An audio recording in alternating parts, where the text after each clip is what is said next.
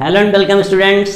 तो स्टूडेंट्स हम लोग आज नेक्स्ट टॉपिक शुरू करने वाले हैं। तो जैसा कि आप लोगों ने देखा होगा लास्ट लेक्चर में हम लोगों ने जो है 11th का पहला चैप्टर शुरू किया था। एक्चुअल में हम लोगों ने वहाँ पे थोड़ा सा बायोलॉजी का इंट्रोडक्टरी पार्ट देखा था, बायोलॉजी के जो बेसिक कॉन्सेप्ट्स हैं उन चीज़ों को देखा था।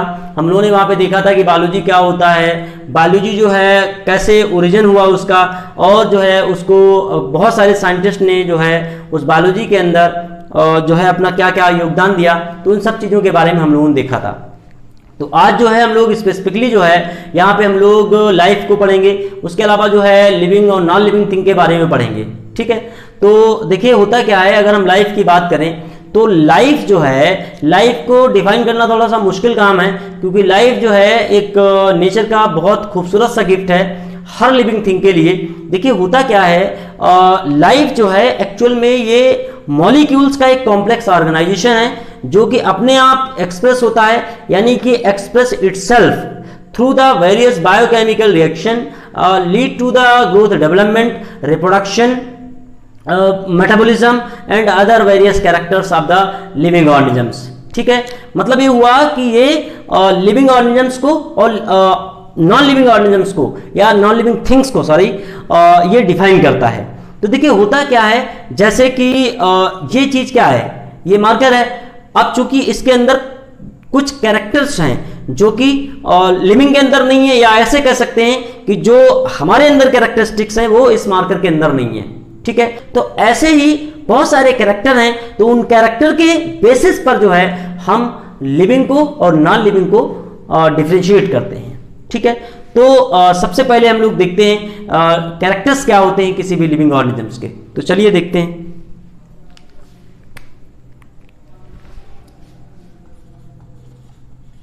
Living world.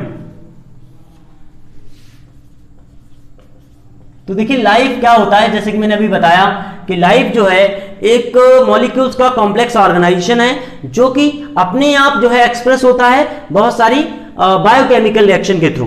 ठीक है, तो देखते हैं characters of the living, characters of living organisms. देखिए डेफिनेट शेप एंड साइज। ठीक है, दूसरा कैरेक्टर ऑर्गेनाइजेशन क्या है, ऑर्गेनाइजेशन, इसी के अंदर जो है लेवल ऑफ ऑर्गेनाइजेशन आ जाएंगे। अभी हम लोग बात करेंगे और स्टेप बाय स्टेप की बात करेंगे। उसके बाद जो है metabolism, growth and development,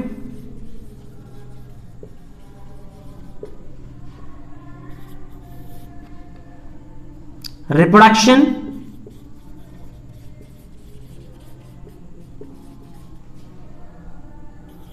homeostasis,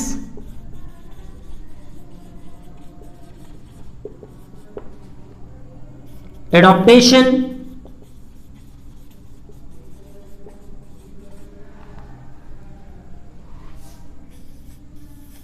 consciousness,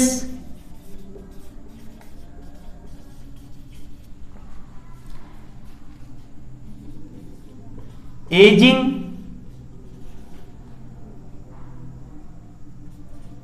death. इसके अलावा भी बहुत सारे जो है कैरेक्टरिस्टिक्स होते हैं लिविंग ऑर्गेनिजम्स के। तो हम लोग बात करने वाले हैं वन बाय वन करके। तो यहां पे सबसे पहले हम लोग देखेंगे डेफिनेट शेप एंड साइज की। अगर हम बात करें तो देखिए होता क्या है, कोई भी ऑर्गेनिज्म जो है उसका अपना डेफिनेट शेप और साइज होता है। ठीक है, जैसे कि मैं आपको बताता हूं, देखिए कोई भी आप ऑर्गेनिजम्स को ले लीजिए, डॉग को ले लीजिए, आप जो है कैट को ले लीजिए, आप जो ह्यूमन को ले लीजिए। तो देखिए क्या होता है कि हर ऑर्गेनिज्म का अपना एक डेफिनेट शेप और साइज होगा।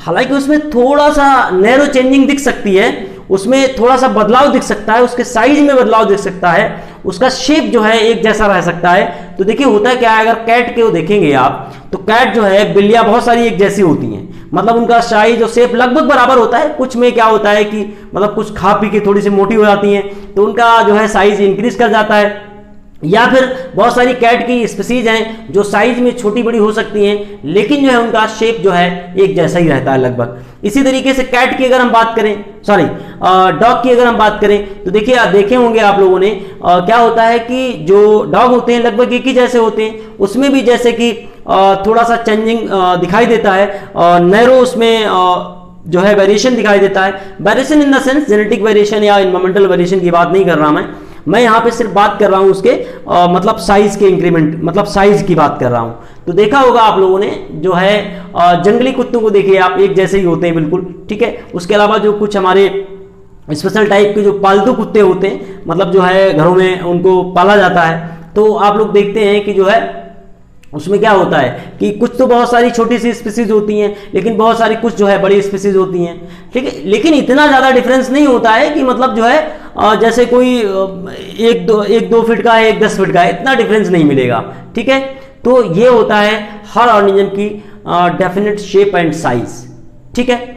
इसी तरीके से दूसरा जो है लेवल ऑफ ऑर्गेनाइजेशन है। लेवल ऑफ ऑर्गेनाइजेशन जो है एक्चुअल में क्या होता है कि देखिए होता क्या है, कोई भी इंडिविजुअल बॉडी है, कोई भी ऑर्गेनिज्म है, ऑर्गेनिज्म क्या होता है कि वो जो ऑर्गेनिज्म है वो बहुत सारी छोटी छोटी यूनिट से मिलकर बना हुआ है, बहुत सारी सब यूनिट से मिलकर बना हुआ है, ठीक है। तब जाके वो एक कंप्लीट मतलब जो है कंप्लीट ऑर्गन बनता है। तो उसमें हम लोग देखेंगे कि जो है लेवल ऑफ ऑर्गेनाइजेशन क्या होता है, जिसमें अगर हम बात करें 1 बाय 1 करके हम लोग बात करते हैं तो देखिए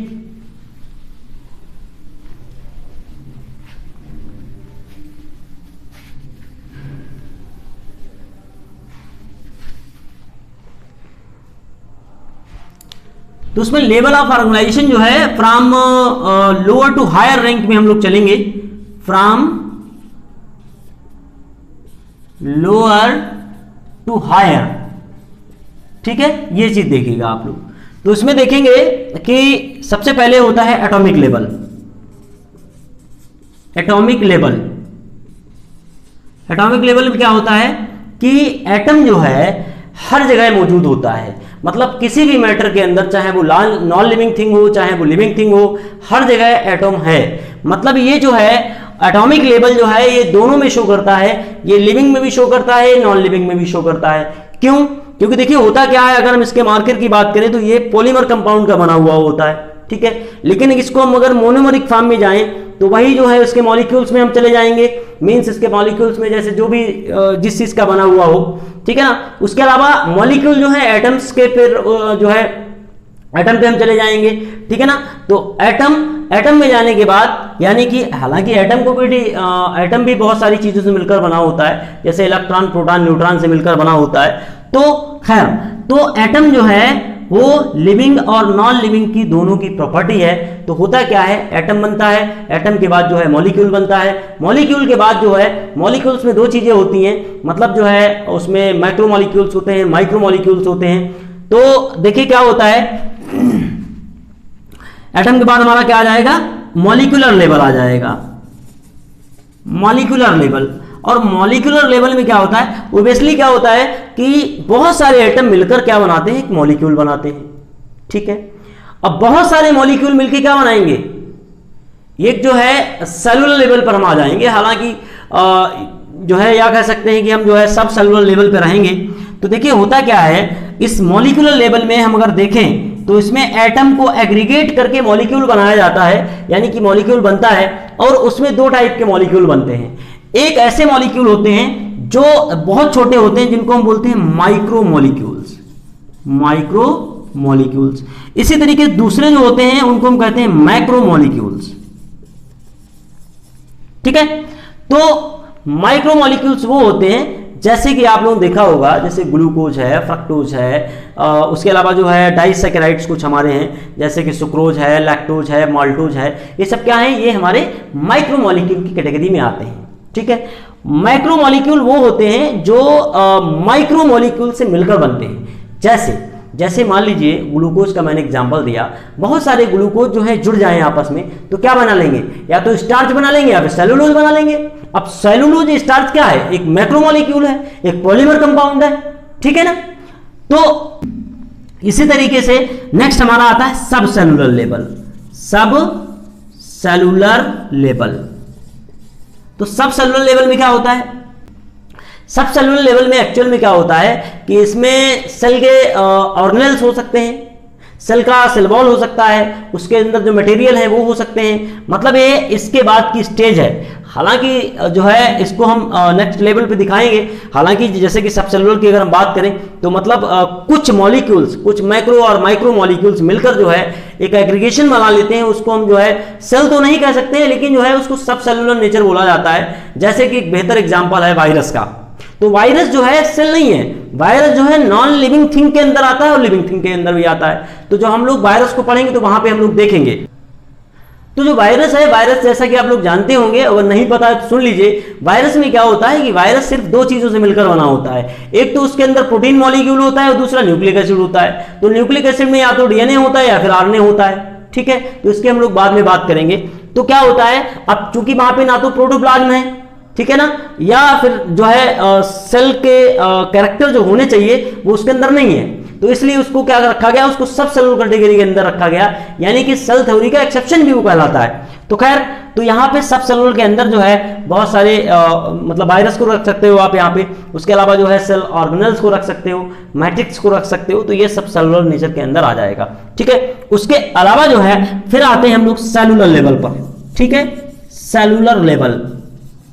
अब यहां से लाइफ शुरू हो जाती है। हालांकि इन तीन चीजों को अगर हम देखें, ये तीन लेवल जो हैं, एटॉमिक लेवल, मॉलिक्यूलर लेवल, सब सेलुलर लेवल, ये तीनों जो हैं दोनों में पाए जाते हैं। मींस लिविंग थिंग के अंदर भी पाए जाएंगे और नॉन लिविंग थिंग के अंदर भी पाए जाएंगे, ठीक है। लेकिन सेलुलर लेवल जो है, अब यहां से बात होती है लिविंग थिंग की। तो सेलुलर लेवल में क्या होता है कि जैसे कि आप लोग जानते हैं कि ऑर्गेनिज्म जो होते हैं वो दो टाइप के होते हैं on the basis of cell, ठीक है। तो कुछ ऑर्गेनिजम्स ऐसे होते हैं जो सिंगल सेल्ड होते हैं, मतलब उनका जो जीवन है, उनकी जो लाइफ है वो सिंगल सेल से ही उनका काम चलता रहता है। इसी तरीके से कुछ जो होते हैं वो मल्टी सेलुलर ऑर्गेनिजम्स होते हैं, यानी कि जैसे कि हम लोग हैं, प्लांट्स हैं, एल्गी हैं, फंजाई हैं, ये सब क्या कहलाते हैं, मल्टी सेलुलर ऑर्गेनिजम्स कहलाते हैं। तो ये मतलब बहुत सारी सेल से मिलकर बने हुए होते हैं, ठीक है। तो यहां से हमारा शुरू होता है लिविंग थिंग का सिस्टम। तो सेलुलर लेवल के बाद आता है हमारा टिश्यू लेवल, मतलब जो है बहुत सारी सेल्स जो हैं आपस में मिलकर क्या बनाती हैं, एक टिश्यू बनाती हैं, ठीक है।